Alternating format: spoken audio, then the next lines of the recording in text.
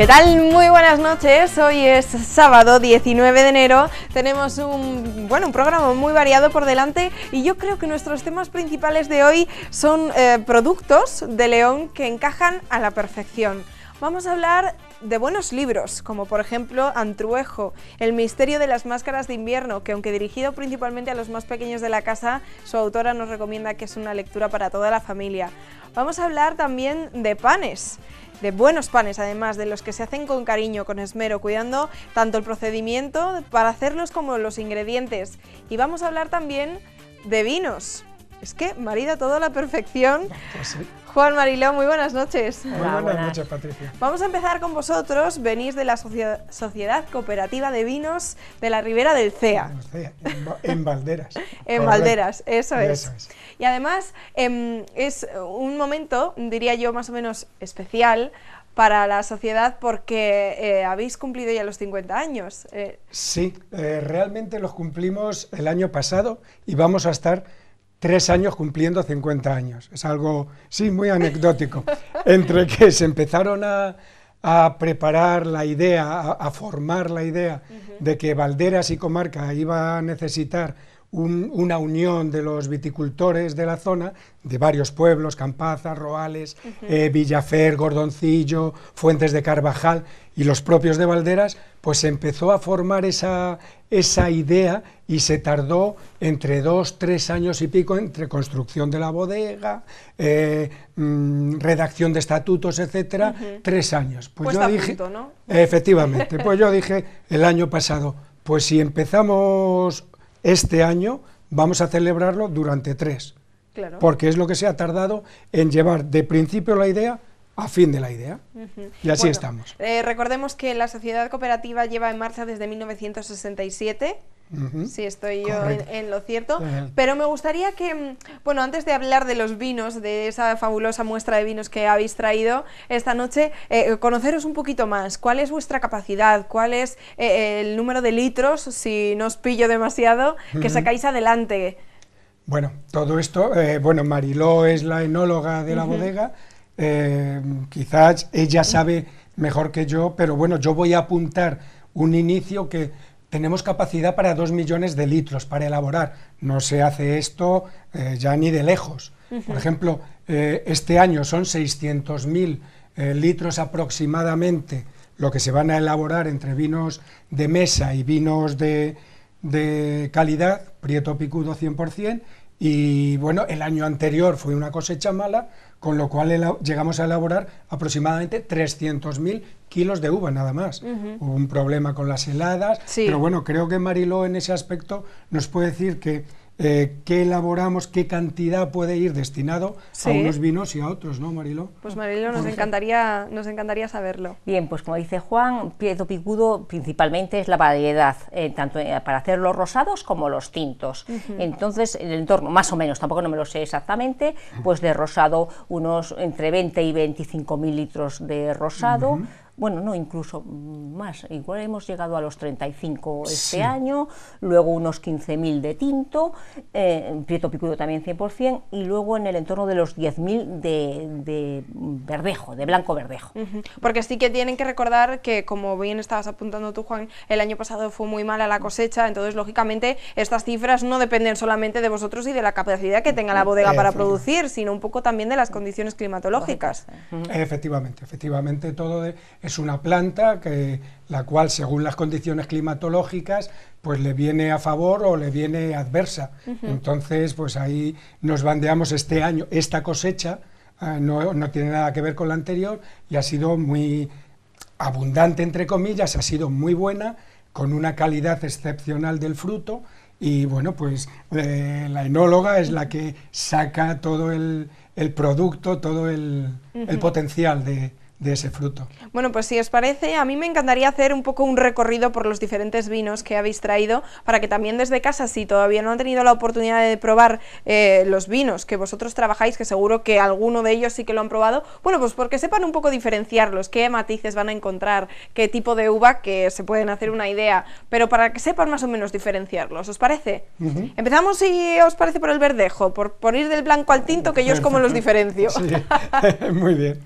Muy bien. Pues Mariló, cuando quieras, háblanos de cómo Sí, es este. el Verdejo, es el Verdejo. Viña, el Tras de Rey, Verdejo, Rey. es la marca, Es la marca de Deo León, porque como lo mismo que os decía yo antes, las cantidades estábamos hablando de la Deo León, porque luego el resto pues se hace vino de Castilla y León y vino de mesa, o sea, pero bueno, de la Deo León principalmente. Vale. Entonces el Verdejo 100%, pues claro, propio de nuestros viticultores de la bodega, y la elaboración es una elaboración tradicional de maceración en frío o fermentaciones controladas, al igual que los rosados, con rosados de Prieto Picudo, los rosados y los tintos ya en Prieto Picudo, el rosado Prieto Picudo 100%, con madreo, con su carbónico, también fermentación controlada. Y luego pues los tintos, que hacemos tintos para consumo joven del año y luego para el envejecimiento en la barrica, ¿no? Entonces, bueno, pues la diferencia al elaborar el joven del barrica, pues el joven es una maceración mucho más suave, más ligera, y el que va a pasar a crianza pues ya lleva mucha más maceración, como más estructura y más cuerpo. Y luego, pues así a grandes rasgos, es los vinos que elaboramos Los de vinos Deo León. básicos, que luego ya nos vamos a los tintos. Por ejemplo, ahí delante tenemos dos tintos. El primero de mi derecha es el vino joven de tinto del año, 100% Prieto Picudo. Nosotros en la gama Tras de Rey trabajamos la variedad 100%. Entonces es un vino joven del año. En el medio se nos ha colado el rosado, que por cierto es espectacular. Tenemos un tinto roble. Y después tenemos el tinto crianza con 24 meses en barrica. Tiene 12, Perdón, 24 perdón. es el 50 aniversario. Sí, disculpa. 12 meses en barrica, y después hemos sacado, ya el año pasado, aprovechando los famosos 3 años de 50 aniversario. Me encanta, yo este año voy a cumplir 3 años también seguidos. Pues es lo que tienes que hacer, sí, hay que repetir, hay que reiterarse en lo bueno. Entonces, 50 aniversario, pues precisamente con esta idea. Este ya sí tiene 24. Esos 24 meses en barrica, es un vino 100% la variedad de Prieto Picudo, que una recomendación para el consumidor, que aparte que lo beba moderadamente si tiene que viajar, pero en casa que no pare, que lo decante, porque es un vino con mucho potencial, lleva mucho tiempo envejeciendo, la madera le da mucho cuerpo, y de por sí la uva Prieto Picudo, todo el mundo que nos estará viendo u oyéndonos la conoce, es una uva con un potencial muy fuerte. Dejarlo respirar, pero tranquilamente, iros tomando un rosado mientras respira el tinto. ¿Cuál de ellos es el que ha recibido un premio recientemente? Bueno, pues precisamente el que más estoy insistiendo es un premio Zarcillo, una medalla de plata precisamente a este vino, que la maga de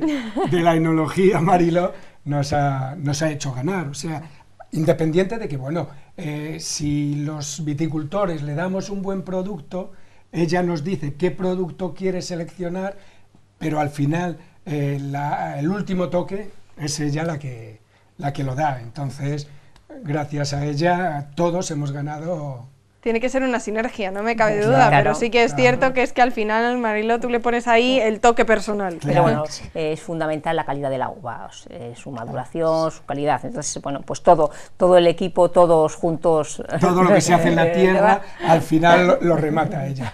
Bueno, repartís un poco los méritos. Exacto, entonces, Sí, ¿no? sí, por supuesto, Sí. por supuesto. En cualquier caso, nos estabais hablando de este vino, pero por ejemplo, ya que porta ese premio, un zarcillo de plata, ¿en qué momento sería aconsejable consumirlo? Quiero decir, no sé si para una comida un poco más copiosa, más abundante, si para sorprender a familiares, amigos en una reunión cuando seamos anfitriones en casa. ¿Para qué momento nos lo recomendaríais? Bueno, ¿me permites? Bueno, pues precisamente una comida copiosa o no, pero vamos, una comida tranquila, fundamental, pero de esto de que hay que decantarlo, hay que abrirlo media hora antes, pero antes tomad un aperitivo, o bien con un verdejo, o bien con un rosado, para que este vino tiene que tomar cuerpo. ¿Qué comida puede ir? Hombre, indudablemente esto de que los vinos de determinado color solo maridan con determinado tipo de comida, yo la verdad es que no lo veo muy Está bien. cambiando, ¿no? Está Yo creo la cambiando. Yo lo tendencia mismo, un poco. me gusta una carne con un verdejo porque está fresquito si es verano, o me gusta un tinto si es con una ensalada, no lo sé, pero que esté abierto, que el vino tenga su opción de expresión, de decir, pues esto soy, come tranquilo que yo voy a apoyar tu digestión. Bueno, no me cabe duda de que prueben el que prueben de estos vinos, si no lo han hecho todavía, no les va a dejar indiferentes. Me gustaría saber cuáles son los objetivos o cuáles son los retos que planteáis para este 2019. Bueno, pues en definitiva es continuar en el plan que llevamos, que ya hemos trazado desde hace, yo particularmente llevo trabajando 3-4 años con Mariló precisamente, avanzar en la crianza de los tintos, porque los blancos y los rosados, bueno, no hay nada que decir, esto es fundamental, pero la evolución que van a tener los tintos en nuestra bodega, precisamente, este mismo vino va a seguir evolucionando, es decir, no tienes que comprarlo y tomártelo, va a tener una evolución en botella. ¿En botella? En botella, o sea que lo puedes guardar para que cuando haga la comunión la niña lo puedas, bueno, a lo mejor no tanto, pero bueno, por ahí. Bueno, lo que venga más cerca en el tiempo. Lo que venga antes, sí. Entonces va a evolucionar en la botella. Nosotros tenemos aún esta categoría de vino, aún la tenemos durmiendo para sacar como primicia, pues un reserva que Mariló cuando le daremos el pistoletazo de salida. Bueno, yo creo. Cuando ya veremos. Ay, Nos lo has querido contar, pero no. Ir probando y luego para preparar el buquet del siguiente. Primero que se vayan familiarizando con los sabores que nos puede despertar este tinto del que hemos estado hablando, y después, bueno, seguro que no mucho, nos sorprendéis con algo nuevo, no me cabe la menor duda. Efectivamente, bueno, pues al final las metas para este 2019 es seguir trabajando tanto desde el campo hasta la bodega, pues seguir igual, tener una línea continua sin muchos altibajos, todo depende en cuanto a calidad de la uva según nos venga año tras año, pero ir increciendo pues poquito a poco increciendo. Bueno, yo les animo también a todos los espectadores que nos estén viendo en este momento que les conozcan, porque quizá estos minutos se les han quedado cortos, ¿no?, para ahondar un poquito más en cuál es el procedimiento, cuál es el mimo que le dais a cada una de las uvas y de los vinos. Entonces, pueden localizarles en www.vinodevalderas.es, se pueden acercar incluso hasta Valderas para conocer más de cerca la tierra, conocerles a ellos incluso, así que muchísimas gracias a los dos por compartir este ratito con nosotros. Muchas gracias a vosotros. Un placer. Bueno, yo les invito a que los próximos brindis que tengan entre manos lo hagan con los vinos de Valderas, por supuesto, de la Ribera del Cea. Más cosas que vamos a tratar esta noche. Bueno, vamos a hablar de recomendaciones que nos hacen como siempre los profesionales, en este caso de CE Consulting. Hablan del formulario, artículo, números de los que yo no tengo absolutamente ni idea, pero ellos como siempre nos sacan de dudas. Finalmente, y gracias a la presión realizada por distintos colectivos fiscales, como asociaciones contables y empresariales, e incluso las propias empresas y autónomos, la declaración de operaciones con terceros, el conocido modelo 347, se deberá presentar con carácter indefinido durante los meses de febrero y no en el mes de enero, como la norma había establecido hace unos meses. Recordaros que esta declaración, en la que debemos informar de forma desglosada y trimestral las operaciones efectuadas en el año con un mismo cliente o proveedor por importe superior a 3.000 euros, está considerada como la declaración más importante del año, puesto que los descuadres que en ellas afloren son susceptibles de requerimiento por parte de Hacienda. Lo que sí se mantiene, al igual que en ejercicios anteriores, es la obligación de informar respecto de los cobros recibidos de un mismo cliente en efectivo superiores a 6.000 euros anuales. Revisa bien tu declaración y si tienes dudas, CE Consulting Empresarial está a tu disposición para ayudarte. Pues ya lo saben, en www.ceconsulting.es pueden encontrar toda la información que necesiten acerca del modelo o de cualquier otra cuestión que necesiten. Les decía al principio del programa que íbamos a hablar de maridaje. A lo largo de nuestra noche hemos empezado con los vinos, terminaremos con los libros y en medio hacemos una parada para los panes. Y ojo, porque vaya panes. Juan Miguel, muy buenas noches. ¿Cómo estáis? Muy bien. Bueno, he de decir que según han aparecido ya huele distinto en el plato. Miguel, yo creo que el responsable eres tú en este sentido. La culpa te la echamos a ti. Sí, sí, totalmente. Bueno, Juan, vamos a presentarle juntos, si te parece, a Miguel, porque desde Más que Viva vosotros os conocemos de sobra. Siempre apostáis por la calidad, siempre apostáis por unos productos selectos, vamos a llamarlos así también, porque no los encontramos en cualquier sitio.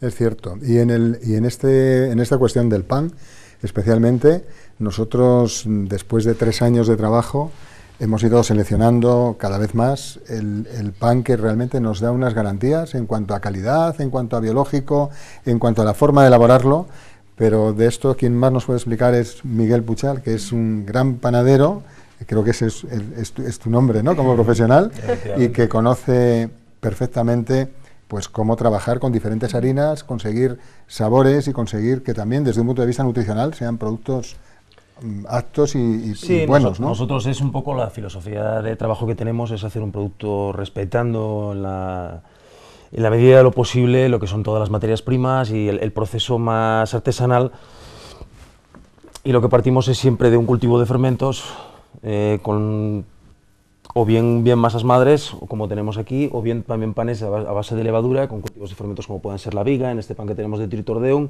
o una masa fermentada.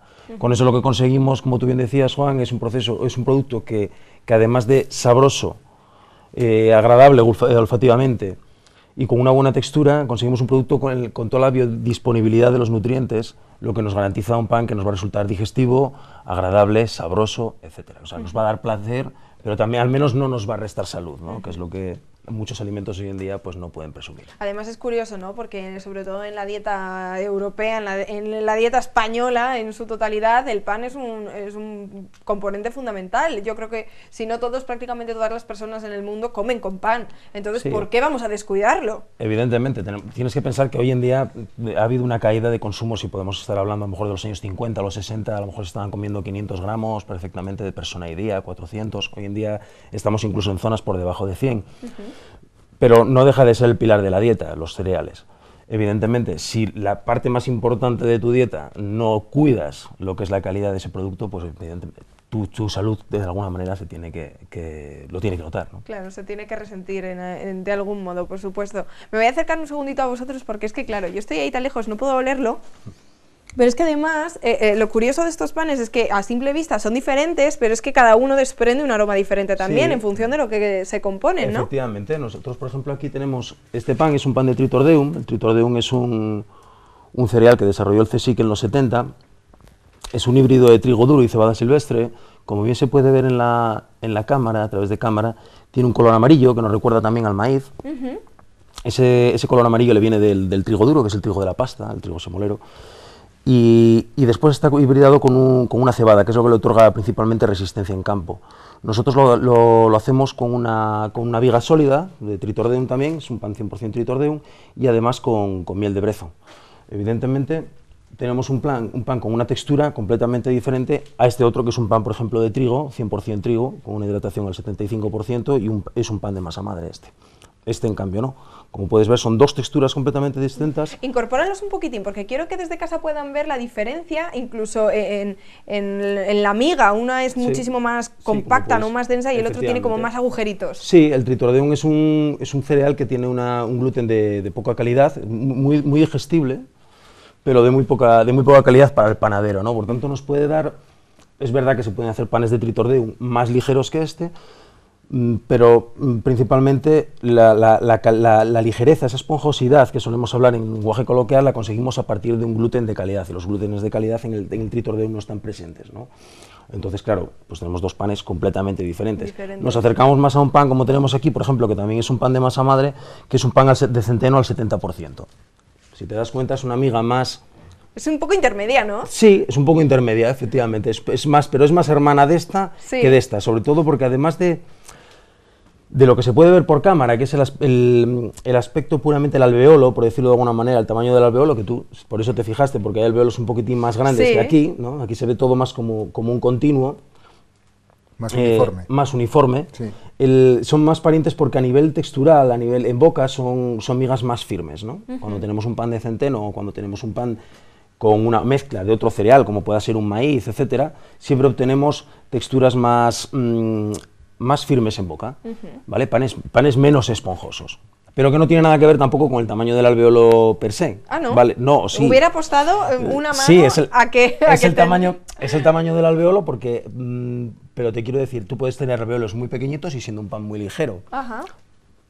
pero tienes que tener muchos pequeños. Claro, Aquí claro. tenemos algunos. Sí, un par de ellos contados. desde Exactamente. luego.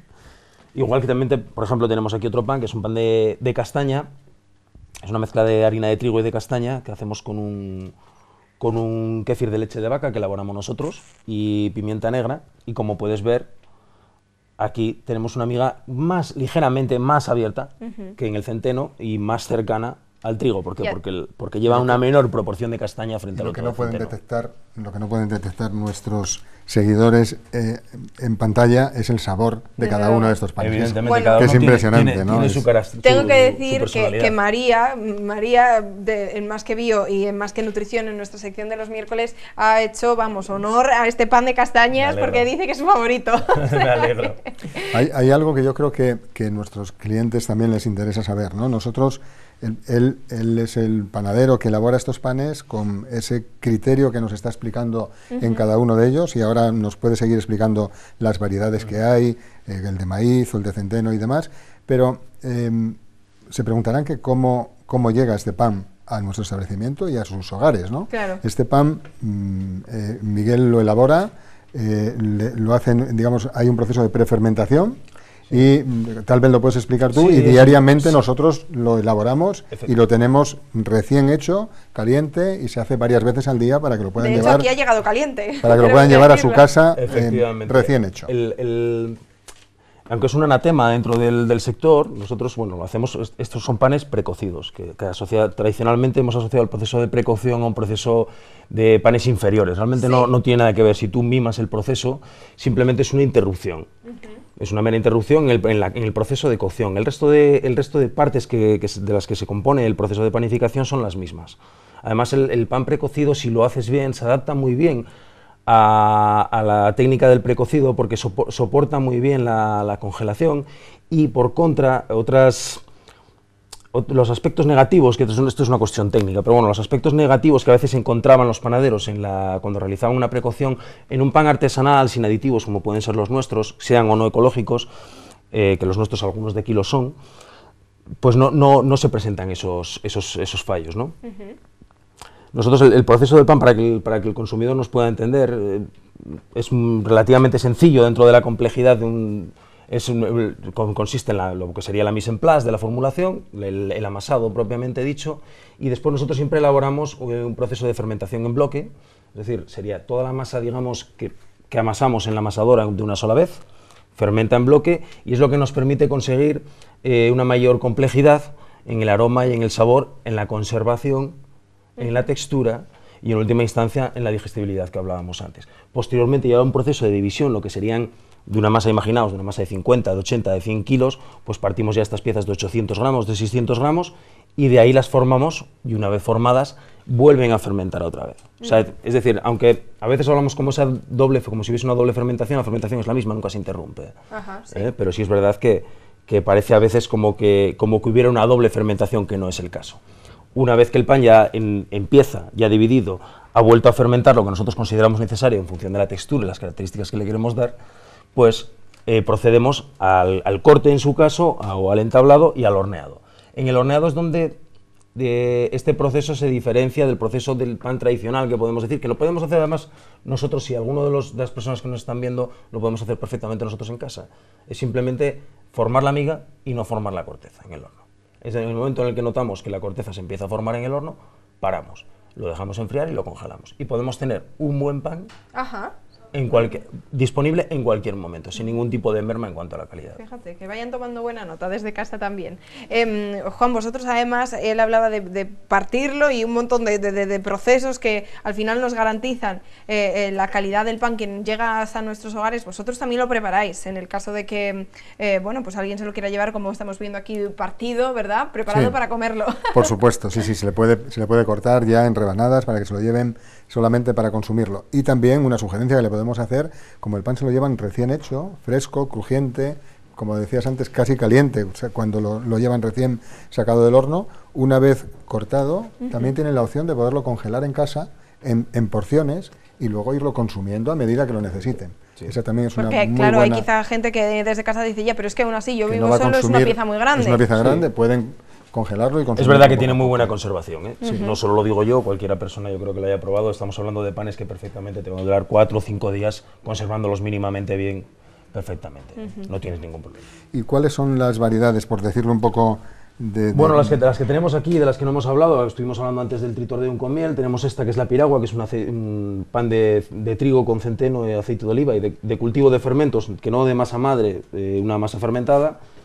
Este es una avena, un pan de fantasía.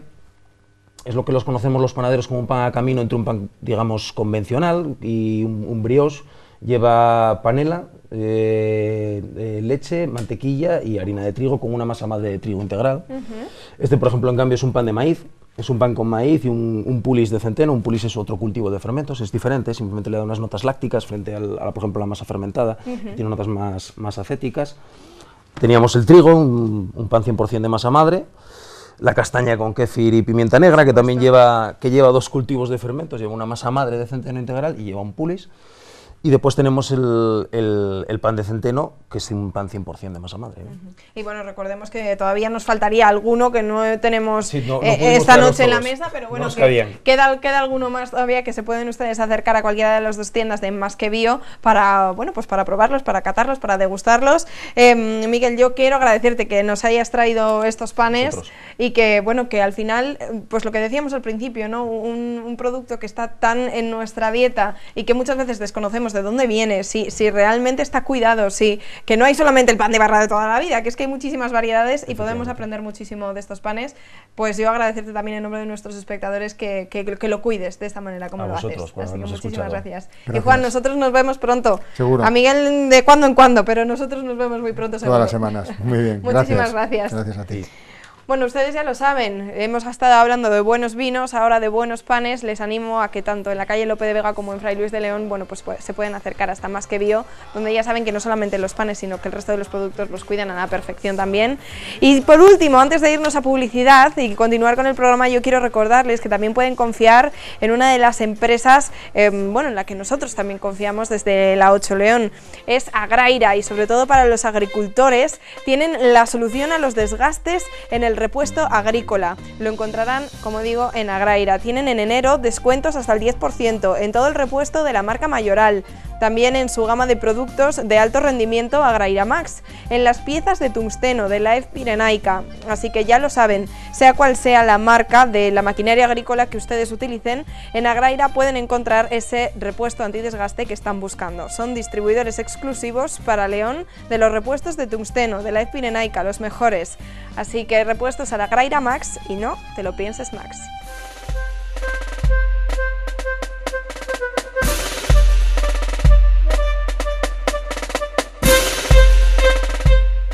En Valcavado del Páramo les pueden encontrar. Nosotros nos vamos a ir a publicidad unos instantes, enseguida estamos de vuelta hablando de tradiciones leonesas recogidas en las páginas de un libro, así que no se vayan muy lejos.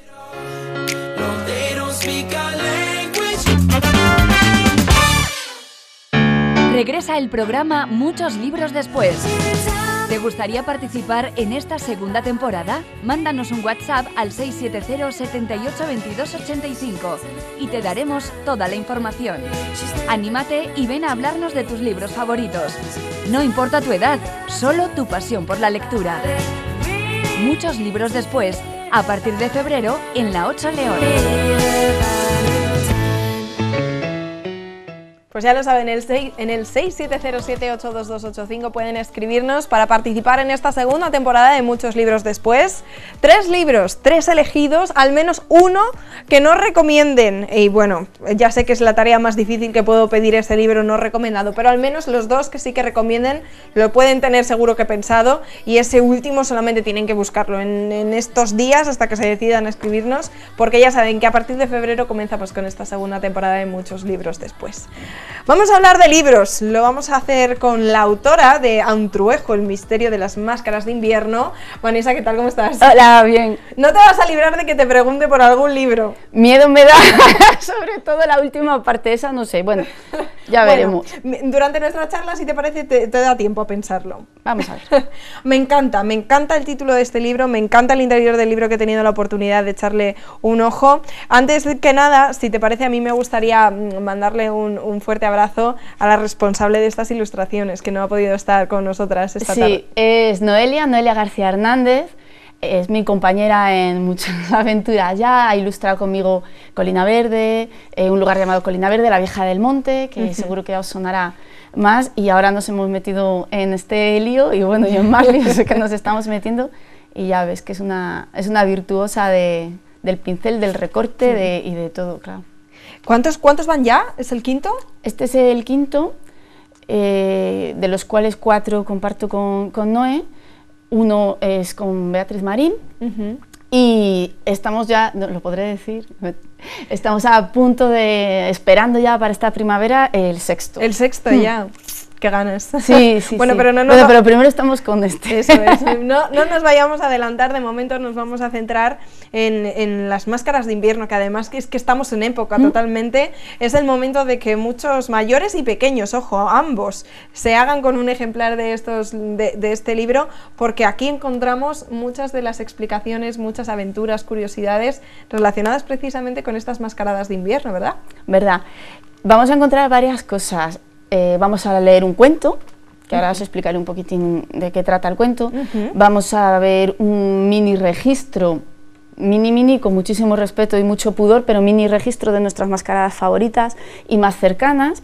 Vamos a ver un sondeo de las mascaradas que podemos encontrar en la península ibérica, porque nos suena siempre a nórdico, a montañés, y cuando hemos empezado a investigar para Antruejo hemos encontrado que se están sacando mascaradas en todas partes, o sea, porque os hablo de las islas, por ejemplo, en Canarias, ¿sí? En Baleares, se sacan mascaradas, se han recuperado en Granada también en algunas zonas, y bueno, hemos hecho una semblanza muy rapidita para paliar un poco esa ignorancia que teníamos nosotras mismas y que la gente pueda ver lo que hay, y luego ya nos hemos detenido un poco más en las que a nosotros nos quedan más cerca, y sobre todo en las que conocemos de primera mano, porque somos fans y las visitamos, o porque tenemos amigos que son los que las están rescatando y llevando adelante.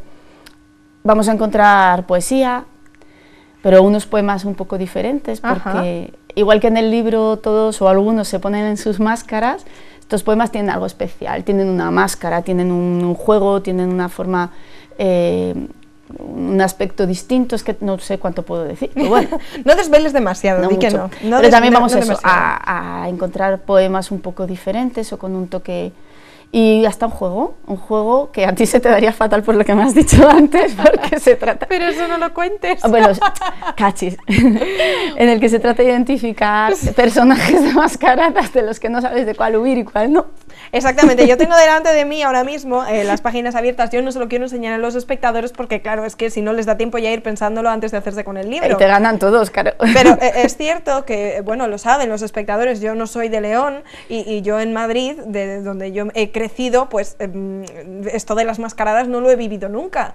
Y por primera vez el año pasado estuve en el desfile de Antruejos de León y yo corría de todos, por si acaso, que no vienen a por mí. Hacías muy bien porque todos los personajes de las mascaradas o la mayoría de los personajes que salen en casi cualquier mascarada que ahora mismo podamos visitar, es mejor huir de ellos, porque como te decía antes, o te pegan con algo, porque aquí todo el mundo lleva algo, llevan escobas, o llevan palos, o llevan cuerdas. Las vejigas. O las vejigas, o te asustan, o te esparcen cernada, ceniza, también harina a veces, o lo que es peor, te piden dinero, porque en algunos sitios el papel de algunos de los personajes es el de pedir el aguinaldo, y entonces distintos personajes o distintos trajes se ocupan de pasar con un cubo y más te vale echarles, porque pues, como no eches, peor todavía, ya sé que puedes correr, así que haces bien. De hecho, de todos los que aparecen reflejados en estas páginas, conozco muy bien el guirrio, porque sí que tenemos compañeros aquí en la 8 León que bueno, pues se ponen esos trajes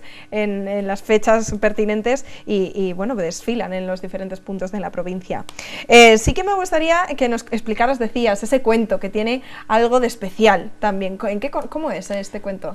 Mira, una de las cosas que me llamaba mucho la atención cuando empecé a visitar mascaradas era que los niños, había momentos en los que se pasaban y pasan, miedo de verdad. Bueno, a mí también me da un poco de cosa. Claro. Pero hay niños que se asustan de verdad. Yo los comprendo, de verdad te lo digo. Sí, a mí también. Además es que si no te metes en el ajo y no te asusta un poco, pierde la gracia. Tú tienes que saber que te tienen que asustar, pero jolín, los niños tienen ahí esos bichos tan grandes, ese ruido atronador. Entonces fue uno de los motivos por los que quería darle un giro al cuento y contarlo de una determinada manera.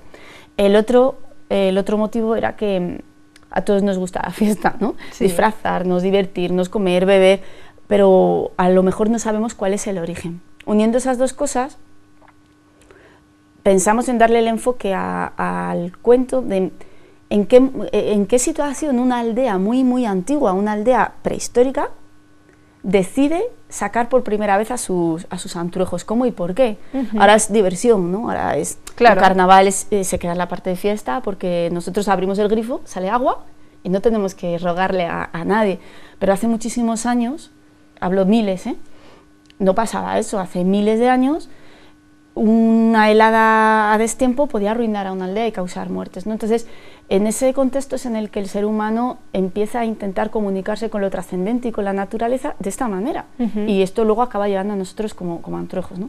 Entonces quise pintar esa escena en la que un poblado se ve en la necesidad urgente de comunicarse con alguien, que le tiene que ayudar a alguien por algún lado porque les iba muy mal, pero a la vez darle un giro para que los niños, al leer el cuento, pues participen también como ese personaje protagonista que primero tiene un poco de miedo, enseguida entra al trapo de la fiesta, se da cuenta de que es un momento de liberar energía, de correr, de pasarlo también muy bien, con la idea de que los niños no pasen ese límite y empiecen a tener miedo de verdad. Claro. El miedo en las mascaradas mola mucho cuando lo estás disfrutando como una montaña rusa. Efectivamente. Como una montaña rusa. Si no, si te asustas de verdad, pues a mí me da penilla. Y entonces por eso hicimos así el personaje. Además, yo creo que a través de la lectura de ese cuento, precisamente muchos de los niños que quizá, pues porque son pequeñitos, porque todavía no han acudido a ninguno de estos desfiles, sí que es cierto que el miedo muchas veces es por desconocimiento. Cuando no lo tienes cerca, pues en tu pueblo, por ejemplo, en tu familia, en tu entorno de amigos, no conoces este tipo de personajes, que por cierto, tengo que decir, algunos son horrorosos y dan verdadero miedo. Claro. Pues esto yo creo que es una manera de acercarles, ¿no? También al carnaval, de Superman, de superhéroes, de personajes de cuentos, los conocemos de sobra, pero este es el carnaval desconocido, es, como bien decías, el origen. Entonces, es una manera también de que se vayan familiarizando con todos estos personajes. Yo creo que sí, empieza a despertar un poquito la curiosidad desde la tranquilidad de que estás delante de un cuento y ahí no te va a pasar nada, ¿no? Entonces, te permite un acercamiento en el que ya ves el final, tú sabes que todos son muy buenos, que todo su objetivo es el bien, ¿no?, para la aldea, y entonces cuando vayas con papá o con mamá, o cuando asistas a un desfile o vayas a un pueblo en el que se están realizando mascaradas de verdad, ese impacto, ese impacto desaparece porque o se diluye cuando sabes que no hay peligro real, ¿no? No te va a pasar nada, porque claro que asustan, jolín. Es que además, no sé si bueno, no recogeréis absolutamente todas las figuras y personajes que existen, porque al final, como bien comentabas, estos antruejos, este desfile de máscaras, es de muchos sitios, de muchos puntos de España y de la península, entonces es complicado, pero a mí me vienen a la mente pues el pellejo, por ejemplo, los guirrios, ¿cuáles más hay? Es que hay un montón de ellos. Hay muchísimos, los caretos de Villalfeide, los campaneros de la Cuesta, que vamos a ir a acompañarles ahora este sábado. El próximo sábado, el sábado que viene, acompañamos a los campaneros de Cabrera, de la Cuesta, que salen. Hay campanones, hay zamarrones, hay tafarrones, hay zangarrones, bueno, es que yo no tengo ni idea, no te podría decir un listado de nombres porque me dejaría más de la mitad. Además, aquí podemos encontrar esas características, ¿no? Cuando bien dices, pues eso, en unos pueblos y en otros encontramos diferentes personajes que quizás son muy similares, pero tienen sus cosas distintivas. Me estaba explicando justo antes de empezar que los que son más coloridos, por ejemplo, son de la zona sur. Suelen ser de ribera, del sur, más coloridos, más alegres, y los de la zona norte, los de montaña. Hablo de León, claro, en otras zonas pues lo hacen a su manera, ¿no? Pero aquí los de, pues eso, Villalfeide, Riaño, ya son más oscuros, son pieles, son cuernos, son más feotes, nada más susto, claro. Son de meterse en casa y estos no son los de correr de todos. ¿Cómo decides, por ejemplo, ponerte en marcha con este proyecto? Quiero decir, yo no sé si los desfiles de máscaras te habían despertado esa curiosidad ya anteriormente.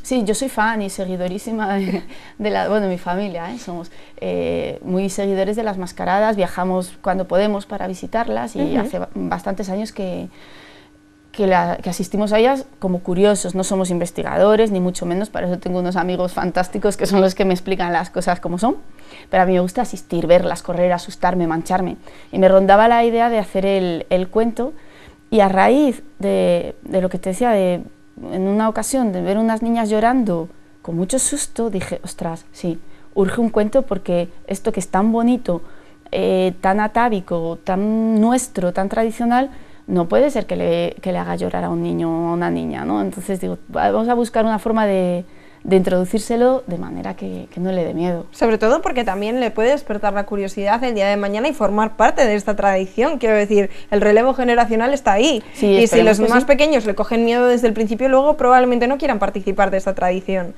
Y es una pena.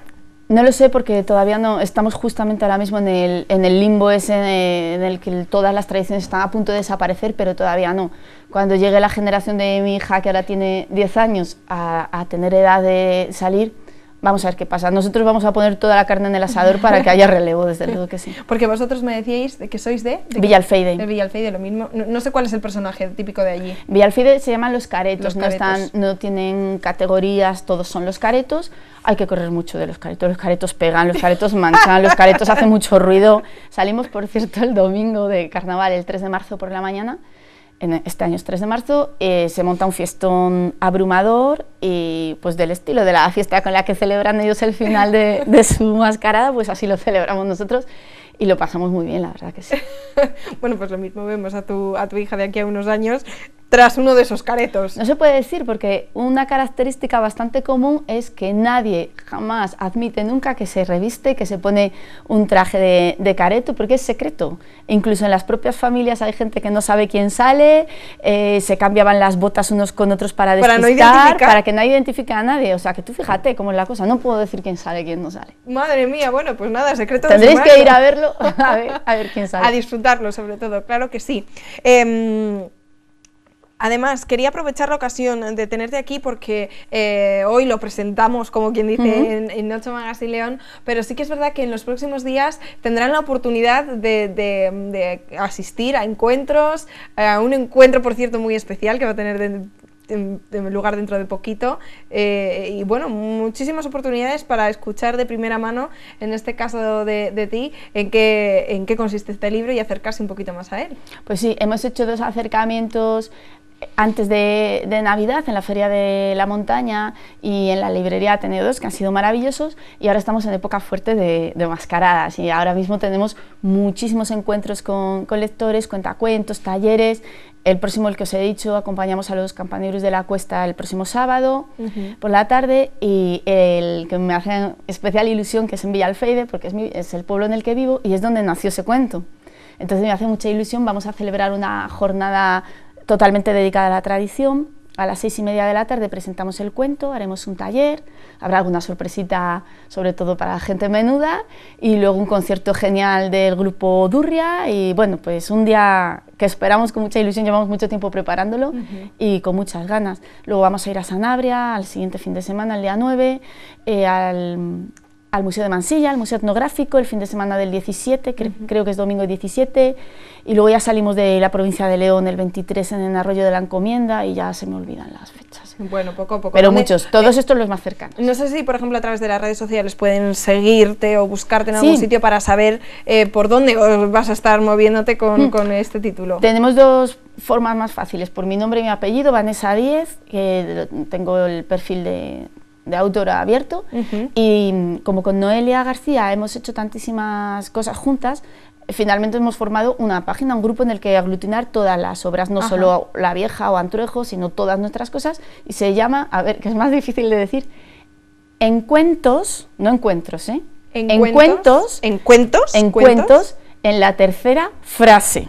Encuentros en la tercera frase. Que como somos un poco frikis de los 80, de encuentros en la tercera fase, pues hemos cambiado las R's de sitio y encuentros en la tercera frase. Encuentros en la tercera frase. También página de Face en la que podéis encontrar información de todo. Muy bien, pues ya saben que en los próximos, en próximas fechas tendrán ustedes la oportunidad de conocer un poquito más de cerca tanto a Vanessa como a Antruejo, el misterio de las máscaras de invierno. Y antes de despedirnos, ¡ay! Se me había olvidado. El título.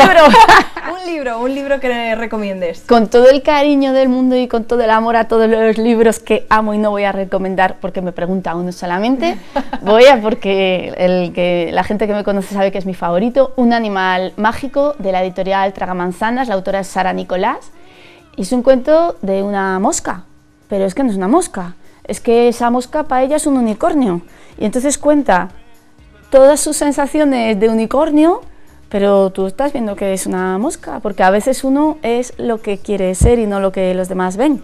Un libro que está, es un álbum ilustrado lleno de humor, en la página de Tragamanzanas lo podéis hasta leer íntegro porque son geniales, una editorial genial, y te dejan leer sus libros íntegros antes de comprarlo, es una pasada, os vais a enamorar de Carmen, que es esta mosca protagonista de Un animal mágico, es que es súper mágica. Claro. Me has dejado alucinada, no me pensaba que la protagonista de tu libro favorito podía ser una mosca unicornio. Que se pensaba unicornio. Pues ahí queda eso. Vanessa, me ha encantado tener la oportunidad de estar este ratito charlando contigo. Me voy a empollar este libro de cara a los próximos carnavales, así que muchísimas gracias por acompañarnos. Gracias a ti. Y ustedes ya lo saben, sobre todo a los más pequeños de la casa que no estén familiarizados con todo este tipo de personajes mezclados con las máscaras de invierno en la provincia y en toda España y la península, pues yo les recomiendo este título de Vanessa Díez y Noelia García, que lo han hecho con todo su cariño, para que ustedes en casa lo puedan disfrutar en familia. Nosotros regresamos el lunes a partir de las 10:30 de la noche, así que pasen muy buen fin de semana, que disfruten, que descansen, y estamos de vuelta aquí puntuales el lunes, como siempre. Adiós.